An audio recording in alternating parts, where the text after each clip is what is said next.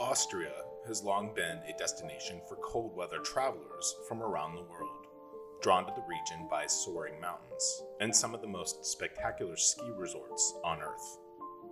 These world-famous ski destinations include St. Anton, Kitzsteinhorn, Solden, as well as the Zell Am See region just southeast of Salzburg. Zell Am See is home to a famous glacier known as Kitzsteinhorn, the first ski glacier in the Austrian Alps. First established in 1907, for almost 100 years, Kitzsteinhorn enjoyed a long history synonymous with challenging ski terrain and exceptional scenery. Sadly, the resort's longtime association with world-class skiing would be permanently overshadowed by the dark cloud of tragedy. It would become the site of one of the worst ski disasters in recorded history on November 11th, 2000.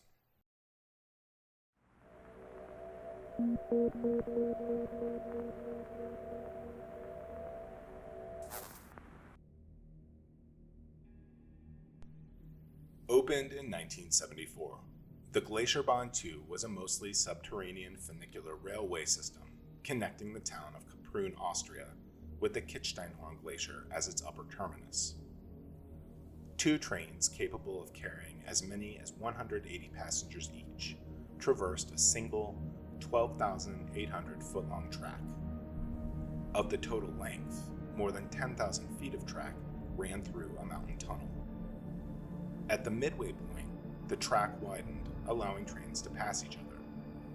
Each train served as a counterweight, with a powerful motor positioned at the upper station, capable of controlling the entire system. Shortly after 9 a.m.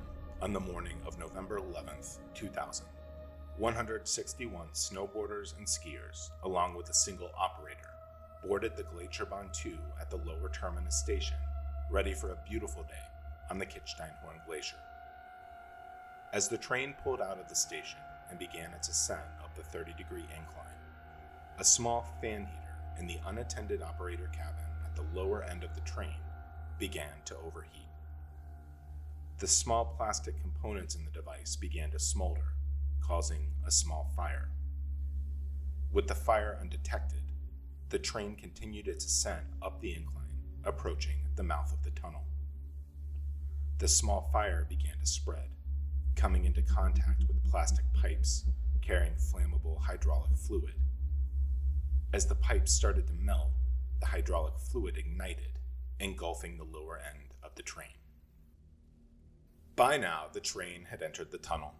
Smoke filled the bottom half of the train, causing passengers to panic.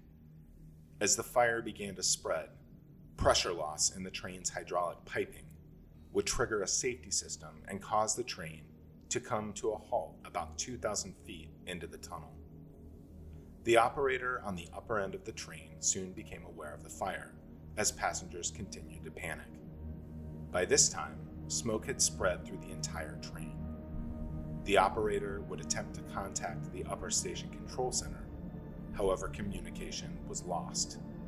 The fire had burned through a power cable that ran along the tracks through the tunnel, causing a blackout across the entire resort. The operator would attempt to open the hydraulic doors, allowing passengers to evacuate. However, due to the hydraulic pressure loss, the doors remained shut.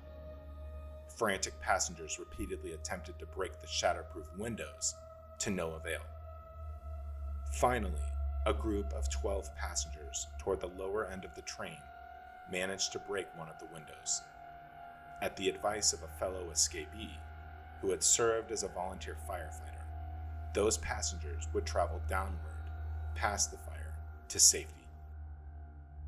On the burning train, after repeated attempts, the operator was finally able to open the train doors.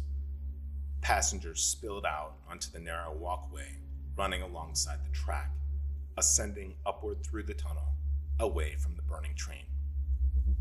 By now, smoke had reached the upper station complex, which was called the Alpen Center. The building was home to a busy restaurant, a shop, and the upper funicular station. When employees in the station first noticed smoke, they quickly alerted occupants in the Alpen Center and began to evacuate. During the evacuation, large doors were left open in an attempt to ventilate the now smoke-filled building. However, the resulting chimney effect would lead to an intensification of the fire.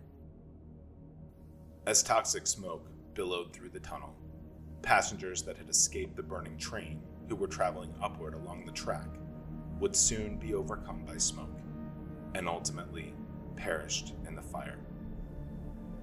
In all, the disaster claimed the lives of 155 people, 150 from the ascending train, 2 from the descending train, and 3 in the mountain station, making it the worst ski resort disaster in history. An official investigation concluded that the fire was in fact caused by the faulty fan heater in the operator's cab at the lower end of the train. The funicular was permanently shut down after the accident and would not reopen. The tunnel was sealed, and the trestle remained standing for the next 14 years until it was dismantled completely in 2014.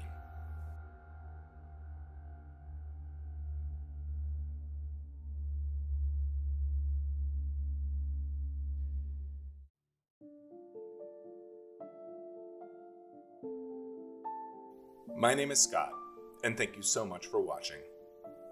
We're a group of curious and passionate humans, creating documentary-style content for those who share our curiosity, ask questions, and seek to dig deeper in a world where almost everything isn't quite what it seems. We are Mystery Syndicate.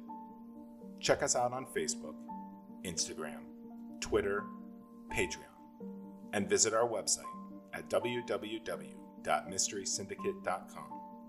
And don't forget to like our videos and subscribe to our channel on YouTube.